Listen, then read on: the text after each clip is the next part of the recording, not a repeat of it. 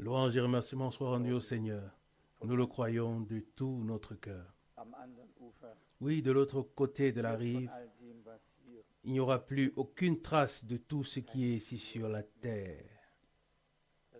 Les choses anciennes seront passées et oubliées, et tout aura été renouvelé. Oui, nos cœurs, nos corps aussi seront nouveaux, renouvelés. Toutes les infirmités, tout ce qui, oui, nous donnait du fil à retordre ne sera plus. Et Paul l'exprime dans Romains chapitre 8 en disant, non seulement toute la création, mais nous aussi, nous gémissons dans ce corps en attendant la rédemption de notre corps. Selon Romains 8, versets 22 et 23. Il y a toujours tant de choses qui sont dans le cœur et que l'on voudrait dire. Mais nous avons déjà, dans les cantiques et dans ce qui a été dit, pris, oui, beaucoup de choses à cœur. La question est de savoir s'il y a un véritable désir, non pas seulement de parler des enseignements bibliques ou des connaissances bibliques. Et je dois l'avouer en toute honnêteté, chaque fois que je rencontre des personnes qui ont envie de débattre, alors je porte en moi une souffrance très profonde. Mais ce n'est pas de cela qu'il s'agit aujourd'hui. Aujourd'hui, il s'agit de se rapprocher du Seigneur. Que quelqu'un sache beaucoup ou peu, l'important est qu'il puisse dire « Je sais que mon Rédempteur vit. Amen. » Et que je le verrai. Oui, même si ma chair est entièrement détruite, je verrai Dieu. Amen. Selon Job 19, 25-26. Il est important de placer clairement cela et dire que nous sommes reconnaissants pour tous les enseignements parce que nous croyons que nous avons le droit d'être correctement enseignés. Mais nous avons aussi le droit à toutes les bénédictions, le droit à l'accomplissement de toutes les promesses. Et parfois, j'ai l'impression, oui, qu'il s'agisse de moi seul ou de nous tous, j'ai l'impression que nous avons en quelque sorte attristé le Seigneur, que ce soit par incrédulité ou par quoi que ce soit d'autre. Mais j'ai l'impression que Dieu n'arrive pas exactement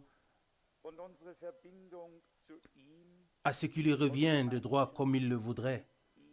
Et notre connexion, notre lien avec lui et notre communion avec lui ne sont pas aussi intimes, aussi brûlantes qu'elles devraient l'être. Si nous prenons là nos frères dans le christianisme primitif, si nous les prenons en comparaison, ils disaient Maranatha, le Seigneur revient. Il y avait une attente du retour du Seigneur. Ils avaient cette attente à leur époque. Ils ont laissé de côté les choses extérieures. Ils les ont laissées à gauche et à droite. Ils les ont laissés réellement et ils ont servi le Seigneur. Et comme nous l'avons déjà dit, ils ont reçu les bénédictions et étaient prêts et attendaient la venue du Seigneur. Oui. À quoi nous servirait de tout savoir correctement, d'avoir toute la connaissance et tout, le bon enseignement? Oui, naturellement, Dieu soit remercié pour cela. Je ne voudrais pas le manquer, car cela fait partie de la chose. Oui, l'enseignement est le fondement sur lequel nous pouvons bâtir, construire. Mais tout cela n'est que la base. Et ensuite, nous devons construire. Comme nous l'avons déjà considéré ici, toutes ces vertus, mais elles ne peuvent pas venir d'elles-mêmes. Ce sont des caractéristiques, des qualités divines que nous ne pouvons pas apporter, mais que nous recevons de Dieu. Si nous pouvions apporter ne serait-ce qu'une seule de ces vertus, de ces caractéristiques mentionnées dans 1 Pierre chapitre 2, alors nous n'aurions pas besoin de faire tant d'efforts devant Dieu pour être gratifiés par lui et recevoir tout cela. Mais je crois que nous sommes destinés à ces choses en ces derniers jours. Oui, destinés à être plus intimes dans l'amour pour Dieu et les uns pour les autres. Et le Seigneur dit, si vous m'aimez, vous garderez mes commandements. Jean 14, verset 15. Et puis il a ajouté un autre commandement en disant, je vous donne un nouveau commandement, selon Jean 13, verset 34. Pratiquer et vivre l'amour divin est maintenant exigé. Amen. Qu'on ne se contente plus des paroles simplement à ce sujet, mais qu'on laisse le Seigneur nous montrer comment cela se fait dans la pratique. Dans les dernières lignes de 1 Corinthiens chapitre 16, Paul a prononcé quelques paroles qui sont très crues, qui sont dures, qui sont presque incompréhensibles. Il termine, ces 16 premières lettres à l'église de Corinthe par ces paroles. 1 Corinthiens chapitre 16, verset 21. Je vous salue, moi Paul, par ma propre main. Verset 22. Si quelqu'un n'aime pas le Seigneur, qu'il soit maudit. Maranatha. Verset 23. Que la grâce du Seigneur Jésus soit avec vous, mon amour, et avec vous tous en Jésus-Christ. Amen. On pourrait dire, Paul, tu as été un peu trop dur ici. Mais je crois que je l'ai aussi dit ici récemment. Nous avons considéré la parole du prophète Malachi, où le Seigneur dit, en ce jour-là, vous verrez alors la différence entre celui qui me sert et celui qui ne me sert pas. Amen. Entre celui qui m'aime et celui qui ne m'aime pas. Entre celui qui me suit et celui qui ne me suit pas. Malachie chapitre 3 verset 18. Paul savait que tous ceux qui n'aiment pas le Seigneur demeurent sous la colère de Dieu et qu'ils finiront par être frappés par la malédiction. Comme nous pouvons alors être reconnaissants et nous ne regardons personne d'en haut, car ces temps sont révolus pour toujours. Mais au contraire, nous levons les yeux vers le ciel, vers notre Seigneur, qui nous a précédés et qui a préparé une place. Et très bientôt, il reviendra pour prendre les siens à la maison. Et lorsque Paul dit ici, au verset 22 de 1 Corinthiens 16, « Si quelqu'un n'aime pas le Seigneur, qu'il soit maudit. » Ça, c'est une expression dure. Aimons-nous le Seigneur? Aimes-tu le Seigneur? Est-ce que je l'aime? Qu'en est-il de nous aux yeux de Dieu? Pas seulement selon notre jugement. Oui, nous disons, Seigneur, je t'aime. Et nous suivons nos propres voies. Celui qui aime le Seigneur le servira. Il s'attachera à lui de tout son cœur. Il marchera docilement et de manière obéissante sur son chemin et se laissera bénir et utiliser par Dieu. Le verset 23, 1 Corinthiens 16, que la grâce du Seigneur Jésus soit avec vous. Et c'est ce que nous souhaitons tous, que la grâce soit avec nous. Dans le psaume 105, nous avons une comparaison de la voie que Dieu a suivie ou apprise avec le peuple d'Israël. Nous avons ici, en particulier dans ces deux psaumes, oui, un registre des hauts et des bas avec et parmi le peuple de Dieu. Il est dit dans le psaume 105, à partir du verset 5, « Souvenez-vous de ces merveilles qu'il a faites, de ses miracles et des jugements de sa bouche. Vous, enfants d'Abraham, son serviteur, vous, fils de Jacob, ses élus. » Lorsque nous lisons ces paroles de cette manière, alors, oui, elles nous sont aussi rappelées. Et nous devons toujours nous souvenir de ce que Dieu a fait. Les voies de Dieu avec son peuple, oui, sont véritablement passées par des hauts et des bas, mais particulièrement parce que Dieu, oui, oui, mais parce que Dieu, précisément parce que Dieu a accordé tout son amour, sa grâce et son attention à ce peuple qu'il a, c'est pour cela qu'il s'est préoccupé de lui seul. Il n'a rien fait pour les Amoréens, les Jébusiens et tous ceux qui étaient autour, pour les 7 nations en particulier qui habitaient le pays de Canaan, car il n'avait aucun plan avec eux. Ces nations n'étaient pas dans son programme.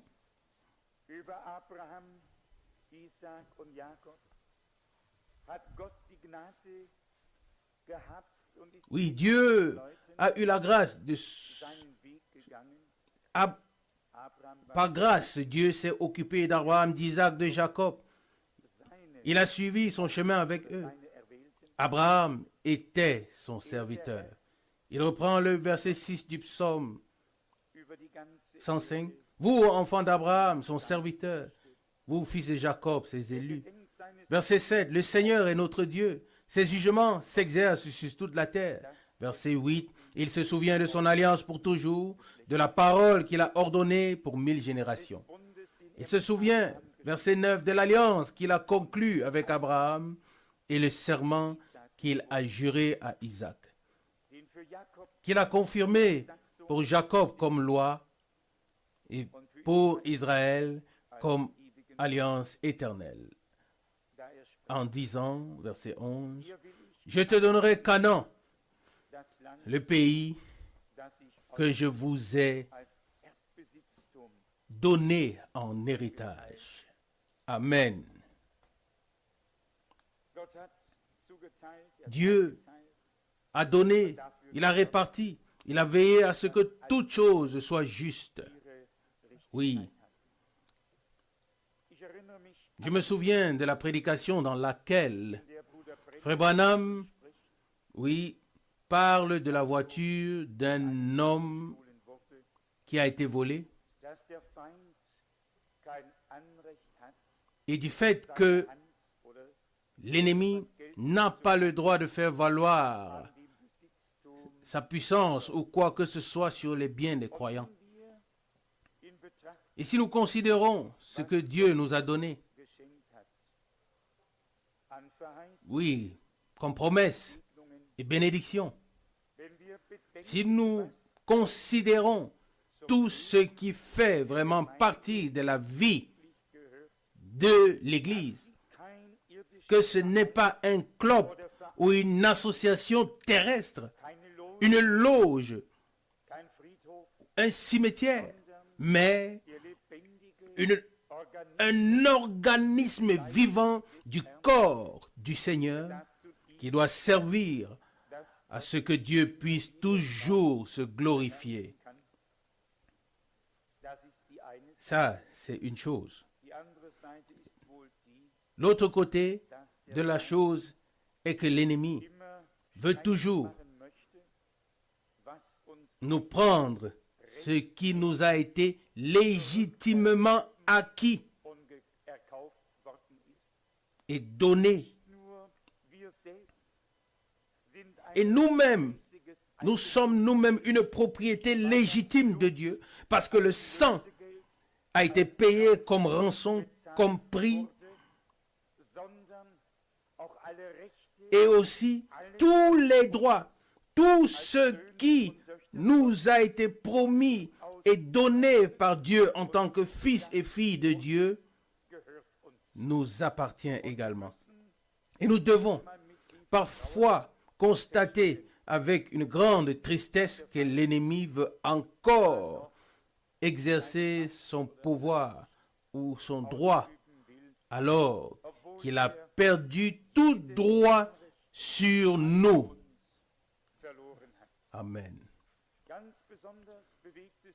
Je suis particulièrement touché lorsque j'entends dire que des personnes, oui, sont croyants depuis 30 ans, 40 ans, et ces personnes ont écouté toutes les précieuses prédications et chanté tous les cantiques merveilleux. Et tout à coup, comme cela s'est produit aujourd'hui, un appel arrive et il est dit, frère Franck, nous sommes dans une très, très grande détresse. Et alors c'est parti. Et puis à la fin d'une telle conversation, on se pose la question de savoir qu'est-ce que Dieu et la parole de Dieu, qu'est-ce que le sang de l'agneau et l'Esprit de Dieu ont pu manifester si ensuite on ne le qualifie pas simplement d'incrédulité. Et frère Bruce a demandé quel est notre désir, de quoi est-ce qu'il s'agit pour nous, si ce n'est d'une seule chose, que Dieu puisse nous équiper de la puissance du Saint-Esprit. Amen. Et que le diable soit mis hors d'état de nuire dans la vie de chacun. Et qu'il ne soit pas seulement un peu mis de côté, mais qu'il puisse se retirer, qu'il puisse dégager. Il ne peut pas en être autrement. Vous savez bien que nous, qui croyons de tout cœur en notre Seigneur et qui l'aimons profondément, nous savons qu'il a vaincu la mort. Et lors des enterrements, la chose est toujours exprimée et on dit, Seigneur, tu as vaincu la mort. Mais le moment n'est pas encore venu où ta victoire sera totalement manifestée. Le moment où la mort ne sera plus. Mais, comme il est dit dans l'Apocalypse, et là où il est parlé du moment où la cause de Dieu, l'œuvre de Dieu avec l'Église arrivera à son terme. Mais nous savons que la mort est une chose qui a perdu son droit sur nous. Amen. Mais pourtant, la mort a régné sur tous les prophètes, sur tous les apôtres, sur tous jusqu'à aujourd'hui. Et elle fait valoir, ou elle a fait valoir son droit. Nous savons une chose, c'est qu'au fond, un homme croyant ne meurt pas. Car c'est ce que notre Seigneur dit dans l'évangile de Jean au chapitre 11. En vérité, je te le dis, celui qui croit en moi vivra même s'il meurt. Amen. Et celui qui vit et qui croit en moi ne mourra plus jamais. Selon Jean chapitre 11, versets 25 et 26. Les croyants vont rentrer seulement à la maison. Ils ne meurent pas. La mort ne les engloutit pas. La mort a été engloutie pour eux. La mort est pour eux la porte, l'entrée du temps, le passage du temps à l'éternité. Mais pourtant, tout se rebelle en nous, tout se bouge en nous parce que nous avons été destinés à la vie éternelle en tant que des fils et filles de Dieu. Et nous savons que la mort règne injustement sur nous. Alléluia. Le péché, la maladie, les liens, la possession et tout ce qui s'ensuit, toutes ces choses règnent sur nous sans droit, indignement. Car si nous croyons ce que disent les Saintes Écritures, tout le mal causé par le premier Adam doit avoir été réparé par le deuxième Adam, c'est-à-dire Christ. Amen. Paul l'exprime également dans la lettre aux Corinthiens. De même que tous meurent en Adam, de même aussi tous revivront en Christ. Alléluia, selon 1 Corinthiens 15, verset 22. Et nous devons commencer à nous détourner, à nous relever contre tout ce qui n'est pas de Dieu. Et alors, nous réussirons à donner à la fois la dynamite divine nécessaire pour qu'une charge explosive soit placée ou posée afin que ceux qui sont liés soient libérés. Amen. Quand j'ai entendu aujourd'hui les paroles suivantes, frère Franck, c'est une possession, et ainsi de suite, et ainsi de suite. Oh, alors on a le cœur déchiré. Notre Seigneur avait un ministère.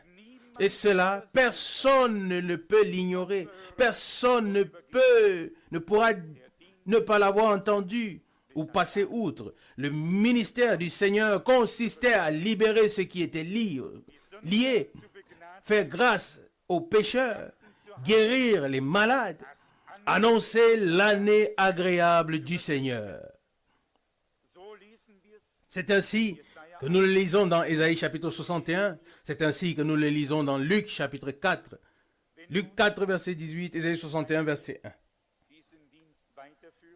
Et maintenant, si l'Église doit poursuivre ses services, alors nous devons nous attendre à ce qu'il ne s'agisse pas seulement d'un beau service avec 3 cantiques au début et 1 cantique à la fin et avec des chœurs entre les deux et une prédication, puis nous rentrons chez nous.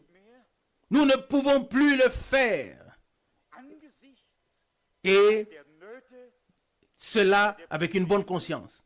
Face à toutes les détresses, tous les problèmes, tous les effets de la puissance de l'ennemi, nous sommes là pour parler de ce que le diable fait. Est-ce que c'est pour ça que nous sommes là? Ou alors sommes-nous là pour être quelque chose à la louange de la grâce et de la gloire de Dieu? Pourquoi sommes-nous là en tant qu'enfants de Dieu? Sommes-nous là pour que l'ennemi joue du football avec nous? Ou alors pour que Dieu puisse nous utiliser et qu'il puisse se glorifier et confirmer sa parole? Nous l'avons vu, le peuple d'Israël était destiné à être porteur des paroles de la révélation divine. Et, croyez-le ou non, tous les autres ont servi leur Dieu. Et je l'ai lu ici il n'y a pas longtemps. Même Tara et Nacor, et tous, le père et frères d'Abraham, ils ont aussi servi des dieux étrangers. Et Abraham aussi, jusqu'à là, a servi des dieux étrangers. Mais, lorsque le Dieu vivant lui est apparu, alors tout était terminé. Gloire à Dieu. Les dieux n'étaient plus pour lui que des idoles. Et il s'est détourné d'eux. Il a cru et a servi le Dieu vivant.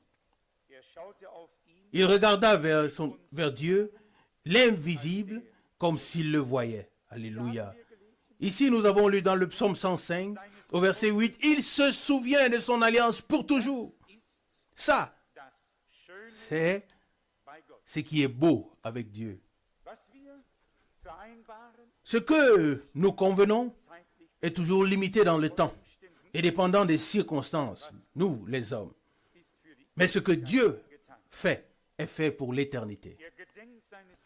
Verset 8, « Il se souvient de son alliance pour toujours, de la parole qu'il a donnée pour 1000 générations. » Amen. De l'alliance qu'il a conclue avec Abraham et du serment qu'il a fait à Isaac, qu'il a juré à Isaac, qu'il a confirmé pour Jacob comme loi et pour Israël comme alliance éternelle. Et puis vient le verset 11, lorsqu'il a dit, ou en disant, je te donnerai Canaan, le pays que je vous ai donné en héritage. Amen. C'était la promesse. C'était l'alliance faite déjà avec Abraham. Cette alliance faite par Dieu. Et ensuite avec tout le peuple d'Israël sur le mont du Sinaï. Qu'est-ce que c'était? L'alliance de Dieu ne se limitait pas seulement à des paroles, mais elle contenait bien plus. Il s'agissait de promesses divines. C'était une confirmation divine que Dieu tient sa parole, qu'il est fidèle à sa parole. L'heure et le jour devaient venir où le Jourdain devrait être traversé, où le peuple pourrait être, où le pays pourrait être pris en possession, car c'est ainsi que Dieu l'avait promis. Et il y avait toujours des hommes avec lesquels il pouvait continuer à avancer, qui n'étaient pas de ceux qui murmuraient et regardent en arrière, mais des hommes qui étaient reconnaissants et allaient de l'avant. Alléluia. Dieu se gardera toujours un reste. Et je vous le dis, je cherche toujours la faute chez moi-même et cela me plonge parfois dans une profonde détresse intérieure. Mais nous devons aussi, en tant qu'assemblée et chacun personnellement, nous devons nous présenter devant Dieu et dire simplement à notre Dieu, dis à ton Dieu, et que chacun le fasse de tout son cœur. Dis à ton Dieu, Seigneur, tu as parlé en ces jours avec nous. Tu t'es révélé à nous. Tu as rendu vivantes devant nous les promesses pour ce temps. Et tu les as placées dans nos cœurs. Nous avons entendu et nous avons vu que tu es le même hier, aujourd'hui et éternellement. Seigneur, donne à tes serviteurs la force, la puissance de proclamer ta parole avec assurance, étendant ton bras et accomplissant des miracles et des signes. Alléluia. Alors, quelqu'un dira, oh, il y a tant d'évangélistes qui font des miracles et des signes. Arrêtons toutes ces comparaisons. Ces genres de comparaisons nous bloquent et ne servent à rien. Ça ne fait pas du bien. Qu'avons-nous à faire des comparaisons avec des faux oins, avec ceci ou cela? N'est-ce pas notre devoir honnête et notre obligation devant Dieu de nous comparer à ce qui était dans le christianisme primitif pour voir si Dieu peut faire ou prendre le même chemin avec nous? Si les mêmes choses peuvent se produire, imaginez-vous que nous passions notre temps et cela pourrait se faire toute la journée. Imaginez-vous que nous passions notre temps à faire des comparaisons et à choisir des exemples nécessaires, puis à sortir notre tête de l'ornière et à continuer simplement joyeusement. Des comparaisons avec des évangélistes ou des croyants ou des églises ou des frères ou des sœurs que nous connaissons ou quoi que ce soit d'autre ne nous servent. Ces comparaisons ne nous servent à rien. Il est juste important pour nous de nous regarder dans le miroir de la parole de Dieu et de dire, Seigneur, c'est ainsi. Et nous avons entendu le message de la restauration. C'est ainsi que cela doit être et c'est ainsi que cela sera. Amen. Nous sommes ici, aide-nous, nous ne pouvons pas faire autrement. Et alors, Dieu honorera sa parole. Mais cela doit se faire véritablement dans la foi totale. Je le répète. Si nous regardons les autres et disons oui. Ils ont expérimenté les bénédictions. Et regardez ce qui se passe aujourd'hui. Alors, si nous regardons aux autres et pensons cela, alors nous n'avons pas encore compris comment et ce que Dieu nous a dit.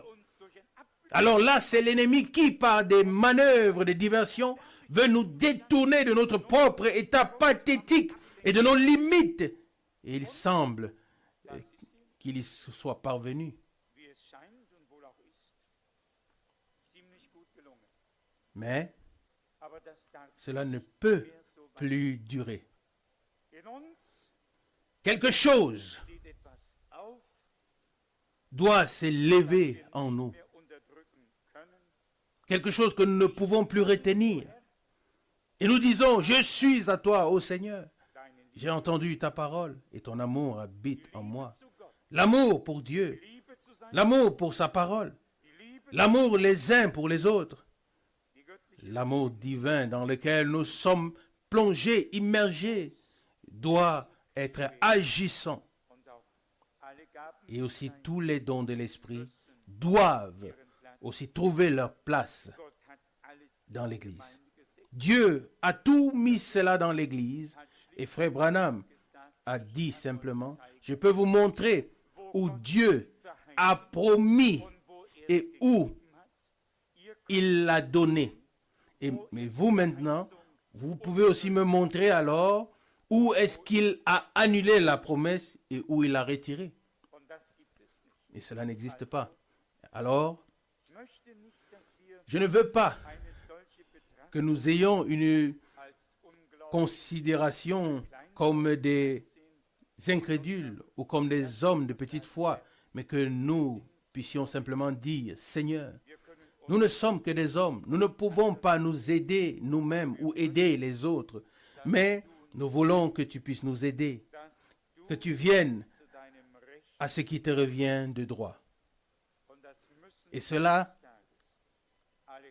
tous les démons de la maladie, toutes les puissances des ténèbres, le diable doit le prendre en connaissance un jour et savoir que nous parlons au nom du Seigneur et que la parole de Dieu a force de loi et d'obligation pour lui aussi et qu'il doit se plier à la parole de Dieu au nom de Jésus-Christ de Nazareth. Amen.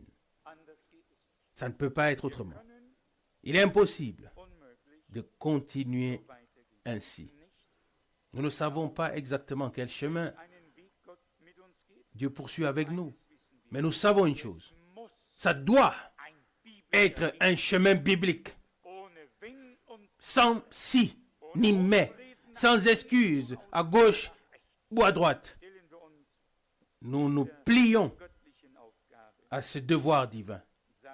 Et nous disons, Seigneur, nous ne sommes pas encore ce que nous devons être, ni ce que nous étions autrefois. Mais nous sommes prêts à te croire, à te servir, à t'obéir et à t'aimer. Nous sommes prêts à nous mettre à ton service.